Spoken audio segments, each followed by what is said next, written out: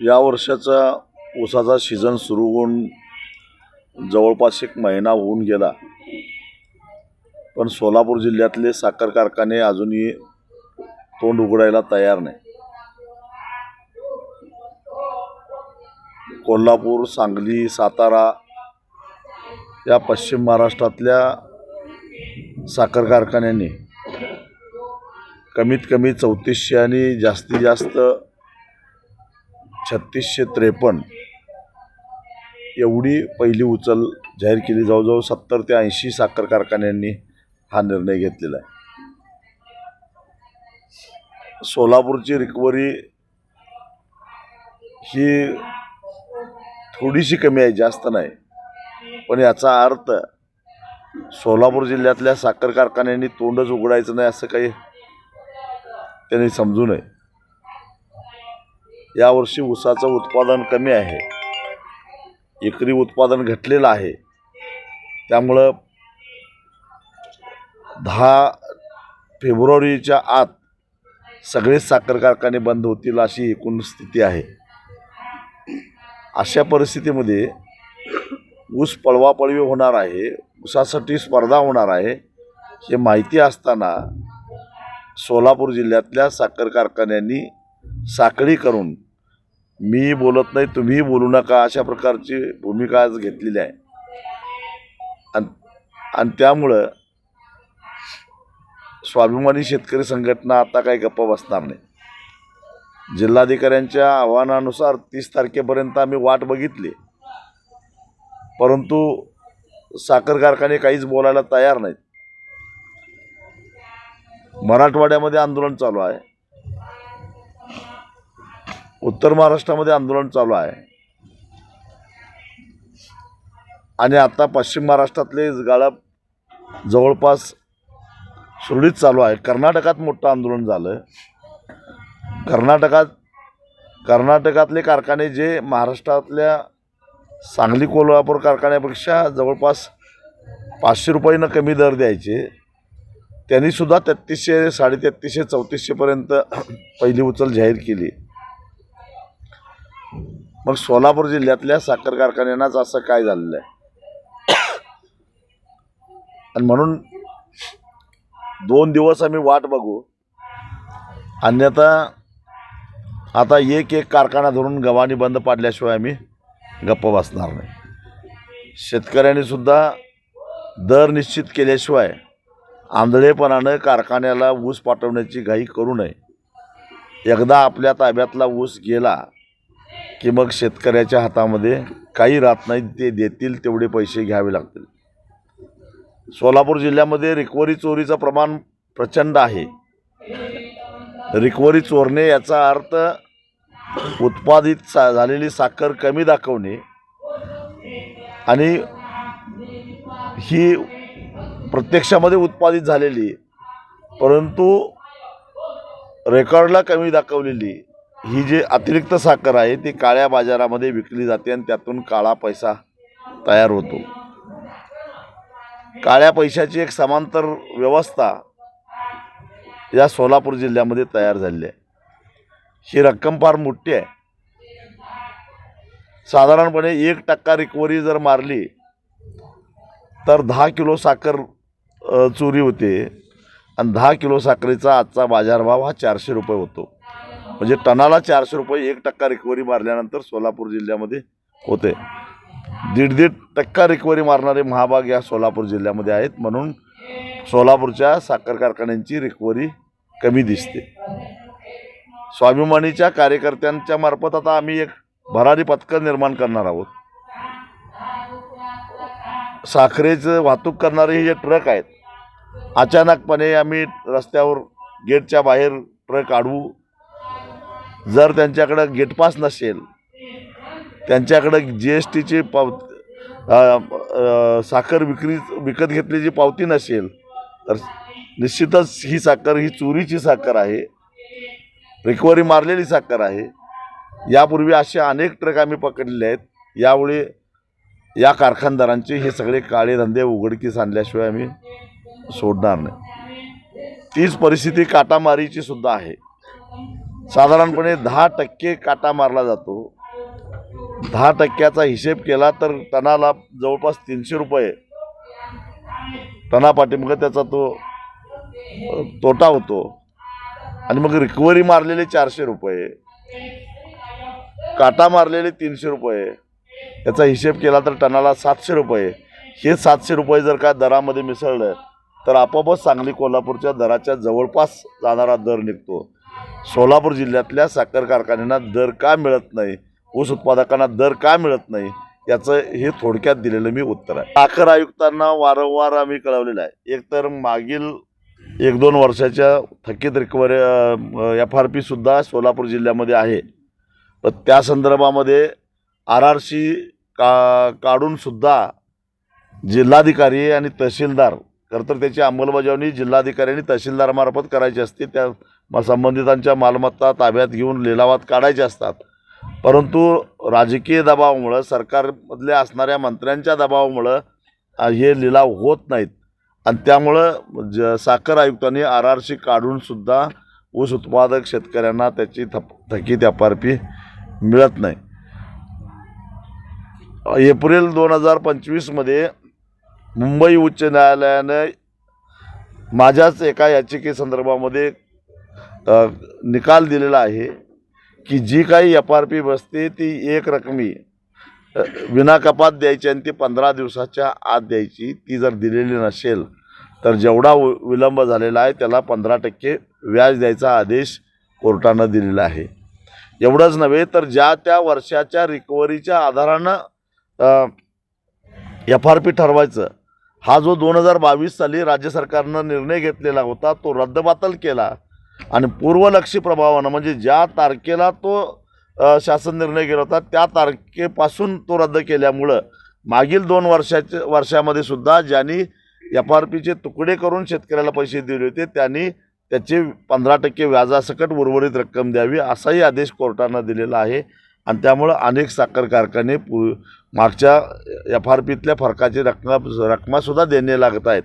आणि त्या संदर्भामध्ये साखर आयुक्तांच्याकडं सुनावण्या झालेल्या आहेत, निकालावर झालेला आहे.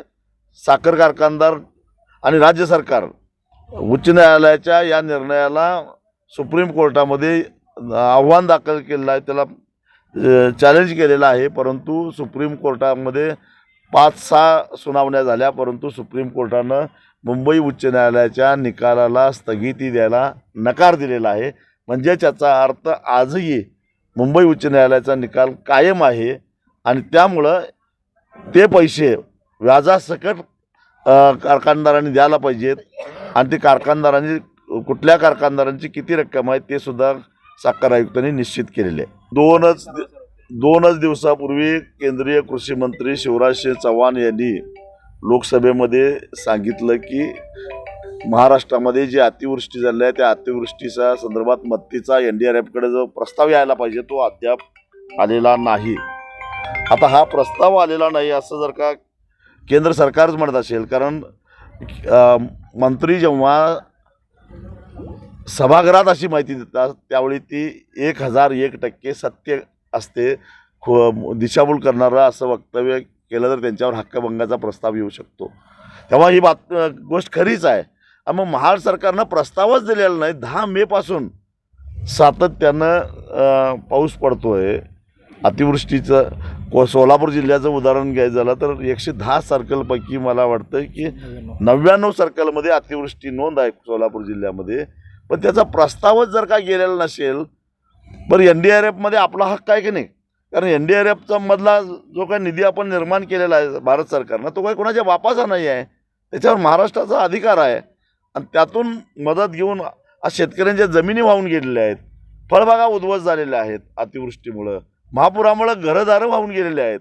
आणि त्यातून NDRFमधनं मदत घ्यायची नाही तर कशातून घ्यायची आहे? हा सरळ राज्य सरकारचा बेजबाबदारपणा आहे. एक तर केंद्र सरकारनं निवडणुका डोळ्यासमोर ठेवून पंजाब आणि बिहारला NDRFमधनं भरीव अशी मदत दिलेली आहे आणि त्यामुळं तो पैसा संपलेला असावा आणि त्यामुळं राज्य सरकारनं मागणी करू नये असा दबाव केंद्रातून महाराष्ट्र सरकारवर आलेला असावा. अथवा महाराष्ट्र सरकारच्या बेजबाबदारपणामुळे अजून तो प्रस्ताव गेलेला नाही. त्याच्यामध्ये असं आहे की फडणवीसांनी एकीकडे सांगितलं की बाबा आम्ही प्रस्ताव पाठवलेला आहे आणि त्याच्या आधीच उत्तर शिवराज सिंह चौहानांनी दिलं होतं की मी पाठवलं आहे. तेव्हा आता ओमराजे म्हणतात की कृषी मंत्र्यांवर मी हक्कभंग आणणार आहे. तर या संदर्भात स्वाभिमानीची काय भूमिका? आता केंद्र आणि राज्य सरकारनं एकच करावं की एकतर बाप दाखवावं, नाहीतर बाप मेला म्हणून श्राद्ध करावं. दुसरं काय? कुणीतरी एक चुकलेलं आहे, खोटं बोलतंय, दिशाभूल करतंय. आता केंद्र सरकार दिशाभूल करतंय का राज्य सरकार दिशाभूल करतंय? केंद्र आता संसदेचं अधिवेशन चालू आहे, त्याच्यावर निंबाळकर उठवतील आवाज. आता केंद्र सरकार सातत्यानं खत कंपन्यांना खतावर दिलं जाणारं जे अनुदान आहे ते अनुदान कमी करत चाललेलं आहे, कपात करत चाललेलं आहे आणि त्यामुळं खत कंपन्यांनी खताच्या किमती वाढवायला सुरुवात केली आहे. शेवटी तोट्याचा धंदा कोणी करणार नाही. खत कंपन्यांना दोष देण्यापेक्षा मी यासाठी केंद्र सरकारला दोष देतो. माझं केंद्र सरकारला म्हणणं एवढंच आहे, तुमच्या मोदीचा रासायनिक खतावरचा फोटो बघून बघून आम्हाला कंटाळा आला आहे. तो फोटो बघितल्यावर आनंद त्याच वेळी होईल जेव्हा त्या खताच्या किमती कमी झालेल्या असतील. कधी नव्हे ते महाराष्ट्रामध्ये सरकारनं 90,000 कोटी रुपयाची ठेकेदारांची बिलं थकवली म्हणून 4 ठेकेदारांनी आत्महत्या केल्या. ही एक म्हणजे उपलब्धता महाराष्ट्र सरकारची. रोजगार हमीच्या कामावर मजुरांची बिलं मिळालेली नाहीत. 3-3, 4-4 वर्षापासून विहिरीची बिलं मिळालेली नाहीत. त्याचबरोबर पाणंद रस्ते केलेले आहेत, त्याचे मजुरांची बिलं मिळालेली नाहीत. ठिबक सिंचनचं अनुदान मिळालेलं नाही. ही उपलब्धी गेल्या वर्षाची आहे. त्याचबरोबर ॲम्ब्युलन्सचे ड्रायव्हर असोत, आरोग्य विभागाचे कंत्राटी कर्मचारी असोत, यांचे महिनोन्महिने पगार होत नाही. ही उपलब्धता आहे. अनुदानं जी काय सरकारनं जाहीर केली आहेत ती मिळत नाहीत. नव्या कुठल्याही कामासाठी 1 रुपयासुद्धा निधी जिल्हा नियोजन मंडळाकडे उपलब्ध नाही. ही उपलब्धता गेल्या 1 वर्षाची फडणवीस सरकारची आहे. कोर्टानं घेतलेला हा निर्णय अनाकलनीय आहे आणि न पटणारा आहे. काही आवश्यकता नव्हती, कारण नगरपालिकांचं मतदान झालेलं आहे आणि निकाल राखून का ठेवला? तेही केवळ 20 नगरपालिकांच्यासाठी. या निकालाचा आणि त्या नगरपालिकांच्या मतदानावर काहीही परिणाम होणार नव्हता. कारण महाराष्ट्रामध्ये आता ज्या काय निवडणुका झाल्या त्याच्यामध्ये जवळपास 80% अधिक उमेदवार हे कुठल्याच पक्षाशी संबंधित नव्हते. वेगवेगळ्या आघाड्यांनी निवडणुका लढवलेल्या आहेत. त्या आघाड्यांचा आणि कुठल्या राजकीय पक्षाचा काही एक संबंध तसा अर्थार्थी नाही आहे.